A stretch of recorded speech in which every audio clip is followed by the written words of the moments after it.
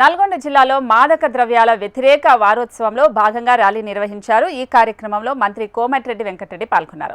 భవిష్యత్తు బాగుండాలంటే మాదక ద్రవ్యాల జోలికి వెళ్లవద్దు అని మంత్రి సూచించారు. కరోనా తర్వాత డ్రగ్స్ వాడకం పెరిగిందని, స్టూడెంట్స్ డ్రగ్స్ కి బానిస అవుతున్నారని తెలిపారు. తెలంగాణలో డ్రగ్స్ అన్నదే ఉండకుండా కఠిన చర్యలు తీసుకుంటామని తెలిపారు. విద్యార్థుల కోసం స్కిల్ యూనివర్సిటీ కట్టిస్తామని, అందులో భాగంగా 34 కోట్లతో స్కిల్ సెంటర్లను ఏర్పాటు చేస్తామని తెలిపారు. విద్యార్థులు చదువు, స్పోర్ట్స్, యోగా పై దృష్టి పెట్టి సెల్ ఫోన్లకు దూరంగా ఉండాలని కోమటిరెడ్డి వెంకటరెడ్డి తెలిపారు.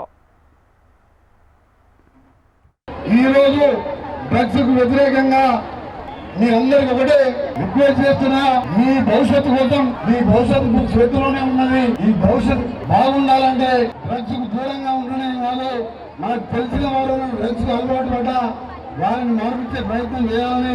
అందుకే హైదరాబాద్ లో చాలా సెంటర్లలో గతంలో డ్రగ్స్ నడిచేది. 18 months బ్యాక్ కాంగ్రెస్ గవర్నమెంట్ వచ్చిన తర్వాత అన్ని పబ్స్ కూడా మూసివేయడం జరిగింది.